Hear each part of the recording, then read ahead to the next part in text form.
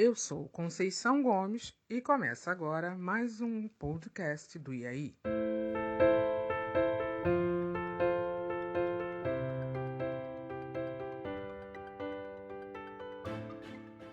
Essa realização contou com o auxílio da Prefeitura de Duque de Caxias através da Secretaria Municipal de Cultura e Turismo com os recursos da Lei Aldir Blanc do Governo Federal. Olá, bom dia, boa tarde, boa noite ou boa madrugada. Dependendo da hora em que você estiver me ouvindo, vale a saudação. Eis que chegamos ao terceiro e último episódio do hashtag Vidas Indígenas Importam. Foi rápido, né? Mas não fique triste. Neste episódio tem muita informação valiosa para sua reflexão sobre com que olhar você passará a ver e tratar o povo indígena.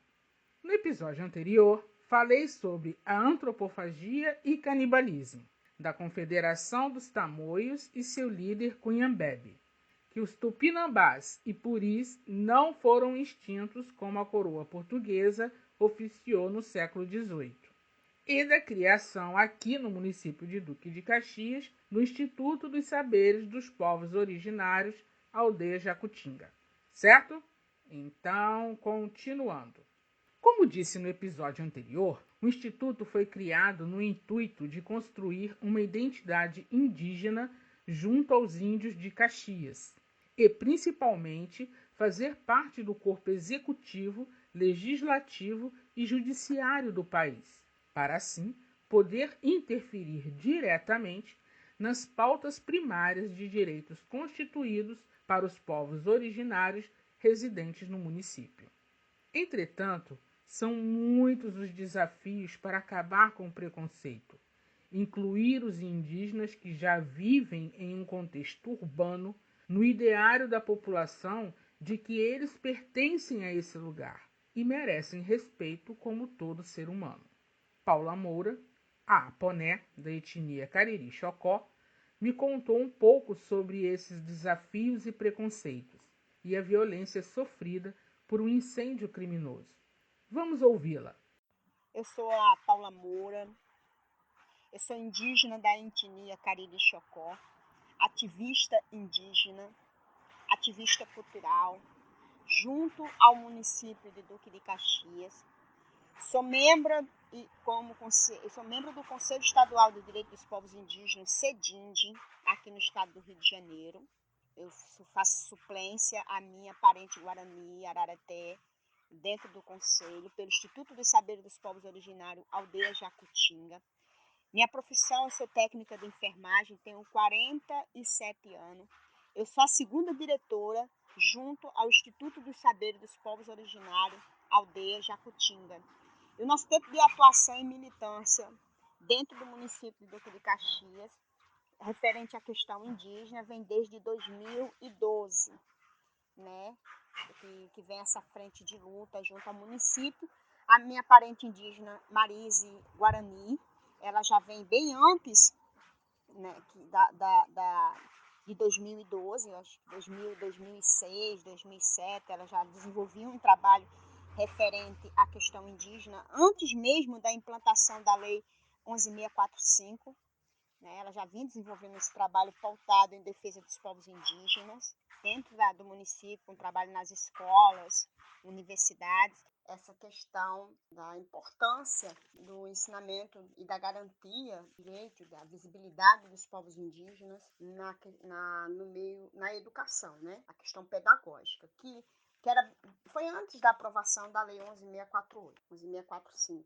E durante muito tempo a gente veio pensando, né, como que a gente faria de uma forma mais alicerçada, né, uma condução do projeto voltado, né, para a questão indígena. Naquele tempo nós só temos o Instituto Tamoio, que era uma ideia de um projeto, de uma instituição que veio da resistência lá no início da ocupação do antigo Museu do Índio, né, que hoje é Aldeia Maracanã. Não é aquele grupo que está lá ocupando espaço, não. A Associação Indígena Aldeia Maracanã é hoje uma das composições, assim como o Instituto dos Saberes dos Povos Originários Aldeia Jacutinga, dentro do Conselho Estadual dos Direitos dos Povos Indígenas, que é o CEDIND, aqui no estado do Rio, né? E a associação que antes era Instituto Tamoio dos Povos Originários é hoje, né, a Associação Indígena Aldeia Maracanã. Então, o que começamos a partir do ano de 2012, nós começamos a pensar em algo mais específico para o município de Duque de Caxias. E começamos a fazer inúmeras pesquisas, tivemos com o grupo do IBGE, e lá tivemos a informação, né, da existência da autodeclaração no IBGE de 2010 de 865 indígenas no município de Duque de Caxias. Assim sendo, a gente, de imediato, começamos a elaborar parcerias e ideia para a execução do projeto em Duque de Caxias, porque sempre tivemos o entendimento de que o alcance e o acesso às nossas políticas públicas só iria ser, de fato, nos dado, né?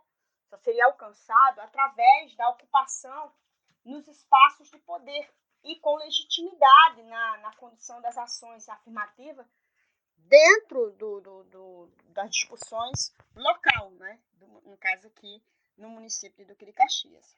Então, começamos a elaborar, né, ideias e buscar parcerias para executarmos o projeto que seria, né, o projeto Instituto dos Saberes, a instituição, né, que seria que é o Instituto dos Saberes dos Povos Originários, Aldeia Jacutinga. Esse foi um projeto criado para dar maior visibilidade e garantir a valorização não somente da cultura e participação na formação do povo brasileiro através da Lei 11.645/2008, como também para oferecer os subsídios devido aos profissionais da área da educação e também da questão da área da cultura e das políticas étnicas racial. Nosso instituto ele foi fundado no dia 26 de agosto de 2013. Ele teve apoio de algumas instituições, dentre essas instituições de apoios e parcerias, a FEUDUC, o Museu Vivo de São Bento, o Laboratório de Arqueologia Brasileiro, o Centro de Pesquisa e Memória de História da Educação da Baixada Fluminense, de Duque de Caxias, o Centro de Referência Patrimonial Histórico do município, o Conselho Regional de Estatísticas, né, da região do Rio, o CORE 2, dentre outras instituições. E para trazer um impacto maior da importância que seria essa instituição dentro do município de Duque de Caxias, com esse coletivo, né, de contexto urbano, nós pensamos na construção de uma oca, né, e batizar um espaço que seria consagrado para o espaço da execução dessas ações e trazer diversas instituições para confraternizar conosco e trazer à memória toda a ancestralidade, não só do Duque de Caxias, mas da Baixada Fluminense. O nome Aldeia Jacutinga foi criado com muito debate, discussão, né, junto com esse coletivo de parcerias. Jacutinga foi em memória a um pássaro que existia aqui na Baixada Fluminense, que era utilizado as suas penas para os artesanatos criados pelos povos tupinambás que habitavam aqui as terras de Duque de Caxias. Aldeia porque foi às margens da Sarapuí, aonde foi implantada, né, uma das maiores aldeias da Baixada Fluminense, de toda a Baixada, ali às margens do Rio Meriti. E a gente pensou nesse projeto como uma associação, mas com o nome Aldeia Jacutinga, por essa memória ancestral. Sem falar que a Baixada, o município de Duque de Caxias, em todas as partes que você anda, em várias ruas, bairros da nossa cidade, carrega nomes com o tronco, né, tupi, em todo o seu histórico, né? A gente sabe, Jardim Anhangá vem da tradução do tupi original, que é a habitação dos espíritos. Você tem Taquara, que é a terra do bambu. Você tem Bariê, que é de água amarga, né? Então você tem uma série de lugares, Itatiaia, você tem outros lugares, se você pesquisar, dentro de Duque de Caxias, que traz toda essa memória. Então, a gente, para fazer esse debate, para poder fazer todo esse processo de reconstrução ancestral, num espaço único e típico da cultura indígena, nós construímos a Oca Jacutinga, ao lado da Feuduc, aqui nas margens da Leonel de Moura Brizola. E a inauguração da Oca foi dia 25 de março de 2014. Junto com a inauguração da Oca, nós inauguramos o Jardim Ecologicamente Suspenso dentro da Feuduc. Só que devido, né, a gente sabe, a política de grilhagem, especulação imobiliária, de invisibilidade, de não inclusão, de desrespeito, de intolerância religiosa existente no nosso país, principalmente aqui na cidade de Duque de Caxias, né, uma cidade que não tem respeito por nada, infelizmente, né? A nossa Oca Jacutinga, ela só ficou menos de 15 dias em pé, né? E foi incendiada. Se você quiser, você pode colocar no YouTube, aí você escreve assim para pesquisa, incêndio da Oca Jacutinga. Aí você vai ver lá o que aconteceu. Está lá em matéria registrada no YouTube, né, no canal do YouTube. E devido a um conflito, a gente abriu, né, a ocorrência, foi detectado que o incêndio foi provocado criminosamente, abrimos um boletim de ocorrência e tal, e nada foi feito até o presente momento referente a nenhum tipo de retratação referente ao ocorrido, né, infelizmente. Então, assim, pouco tempo depois, a gente muito abatido, né, com o que tinha acontecido, nos reunimos e decidimos criar uma campanha de mobilização para a construção de uma segunda Oca, que seria a nossa Oca, né? A nossa Oca já foi construída dentro da Feuduc, ali em frente, do lado da quadra da Feuduc, e mais uma vez nós tivemos a nossa Oca incendiada por um dos alunos daquela instituição escolar. Foi descoberta, a gente pediu para ser tomadas as devidas providências e tentaram abafar o caso. Disseram que iriam fazer a reconstrução da Oca até o presente momento, não fizeram. E existia um conflito entre a administração da Feuduc, e com esse conflito existente, né, a nossa instituição acabou sendo penalizada sem saber do que acontecia internamente. Embora sempre fomos um instrumento de parceria muito forte, né, que o nosso sonho era criar dentro da Feuduc uma referência da primeira instituição pedagógica dentro do Estado brasileiro, uma das primeiras, né, que seria, no caso, uma das primeiras, a trabalhar a formação de professores, uma pós-graduação, especificamente com a Lei 11.645. E, infelizmente, não deu para conduzir porque foi muitos ataques que sofremos, né? Lá, nossa instituição ainda continua lá, mas de uma forma bem superficial, porque não dá para a gente botar material de nada lá, nossa sala, né? Nem tirar a porta, que era um acordo que tinha referente à nossa permanência lá, mas com essa Oca, as duas Ocas incendiadas, e sem falar do jardim ecologicamente suspenso, destruído, né, que a gente, por causa desse conflito interno das administrações da Feuduc, e a gente acabou pagando, e até hoje não fomos ressarcidos de todos esses ataques, né.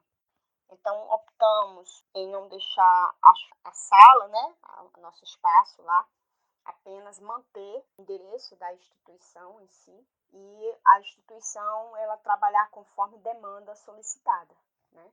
É uma instituição com CNPJ, com toda a legalidade devida, conforme se conduz, né, uma instituição, e que trabalha a importância, né, do ser indígena em qualquer lugar que se esteja, porque não preciso, assim como o negro não precisa vir da África para ser negro, o índio não precisa ver vindo de uma aldeia para ser índio. O índio ele é índio, aonde ele esteja, ele é índio. E ninguém pode tirar ele desse direito de ser, independente de espaço territorial, de aldeia ou não. Isso é nos garantido constitucionalmente e também através da Convenção 169. E a nossa responsabilidade como instituição é trazer esse resgate memorial, ancestral e esse empoderamento dos povos dentro do contexto urbano. Para mim é uma honra muito grande estar participando junto com esse projeto, né, junto aos meus irmãos negros, porque não dá para a gente discutir a questão racial, né, sem o indígena, sem o negro e nem os negros sem o indígena. E essa é uma luta ancestral que tem que trabalhar junto, tem que estar sempre junto, não pode andar separado, porque se andar separado, volta, não tem como, porque a luta é ancestral. E agradeço muito, muito, né, a vocês por participar junto com esse projeto, como eu falei anteriormente. E me coloco sempre à disposição, na hora né, que vocês precisarem. Pode contar e conte sempre conosco, tá? Conte sempre conosco, a Velha Fé. Que Yanderu abençoe a todos nós. Imagina, Paula, eu, toda a equipe do IAI e os nossos ouvintes é que agradecemos imensamente a sua disponibilidade e participação extremamente elucidativa sobre a atual situação dos indígenas em Duque de Caxias. Ao ler a tese de mestrado de Thaís Elisa da Silveira de 2016, intitulada Identidades Invisíveis, Indígenas em Contexto Urbano e o Ensino de História na Região Metropolitana do Rio de Janeiro, abri meus olhos e expandi meu raciocínio para as correlações do racismo estrutural e institucional do país. Sim, racismo. Geralmente abordamos esse termo para falar diretamente sobre os negros. Todavia, os índios estão inseridos neste contexto. Não podemos esquecer que os colonizadores, ao aqui chegarem, chamavam os índios também de negros da terra. Na tese, duas observações chamaram minha atenção. A primeira é que nós, população e Estado, não admitimos a mudança e a aculturação por parte dos indígenas. Mantemos o ditatorial pensamento que os indígenas devem continuar a andar seminus, comer somente o que pescar e caçar, e, em hipótese alguma, fazer uso das tecnologias ou ir para a escola. Porque, afinal, lugar de índio é no mato, dormindo em rede. Porém, esquecemos que foram 5 séculos de transformação cultural, sociogeográfica, étnica e tecnológica no entorno destes povos. Calcemos as sandálias da humildade e façamos o nosso meia-culpa. Nós é que invadimos o território deles. Eles já estavam ali. Então, toda mudança e transformação à sua volta foi feita por nós. E eles, seres humanos pensantes e inteligentes, se adaptaram e absorveram essa transferência cultural. Mas isso não significa que sejam obrigados a esquecer sua identidade. Manter viva sua memória ancestral é permitir que todo o povo brasileiro possa ter conhecimento de onde veio, quais as suas raízes, saber quem ele é. E quando falo de conhecimento, chego na segunda observação que chamou minha atenção na tese da mestra Thaís. A necessidade no ensino escolar da real história brasileira, sem apresentar o índio e o negro como exóticos e sempre na condição escravizada ou servil. A história da Mesopotâmia, do Egito, da Grécia, de Roma, da Europa em um todo, e suas evoluções têm a mesma importância de saberes e reconhecimento que a história do Brasil com esses povos como protagonistas. Até mesmo a data celebrada por nós como o Dia do Índio deve ser bem explicada de como ela ocorreu. Não foi uma simples data escolhida no calendário. Na década de 1940, ocorreram vários protestos dos povos indígenas do continente americano por direitos e respeito. Foi então que em Pátzcuaro, cidade do México, de 14 a 24 de abril de 1940, aconteceu o primeiro Congresso Indigenista Interamericano. Eram 55 delegações oficiais. Das Américas, somente Paraguai, Haiti e Canadá ficaram de fora. Essa reunião tinha o propósito de discutir várias pautas a respeito da situação dos povos indígenas após séculos de colonização e da construção dos estados nacionais nas Américas. A princípio, representantes indígenas se negaram a participar do evento, achando que não teriam voz ou vez nas reuniões, que as decisões seriam comandadas por líderes políticos dos países participantes. Mas, justamente no dia 19 de abril, decidiram aparecer no Congresso para tomar parte nas discussões. Ao fim do Congresso, estavam definidas algumas medidas genéricas a serem tomadas em favor da defesa dos povos indígenas. Entre elas, respeito à igualdade de direitos e oportunidades para todos os grupos da população da América, respeito por valores positivos de sua identidade histórica e cultural, a fim de melhorar sua situação econômica, adoção do indigenismo como política de Estado e, por último, estabelecer o Dia do Aborígene Americano em 19 de abril. Não foram todos os países que adotaram a data como dia de celebração da cultura indígena. E no Brasil levou tempo a ser oficializado. Somente em 1943 foi instituído um decreto-lei pelo então presidente Getúlio Vargas, assim mesmo porque foi convencido pelo general Marechal Rondon, que tinha descendência indígena e já tinha criado em 1910 o Serviço de Proteção ao Índio, que depois tornou-se a atual FUNAI. Foi então que, em 2 de junho de 1943, foi oficialmente decretado que o dia 19 de abril seria o Dia do Índio. A celebração tem como propósito a preservação da memória e a reflexão crítica nas universidades, escolas e demais instituições sobre o passado da relação de dominação e conquista das civilizações europeias no continente americano.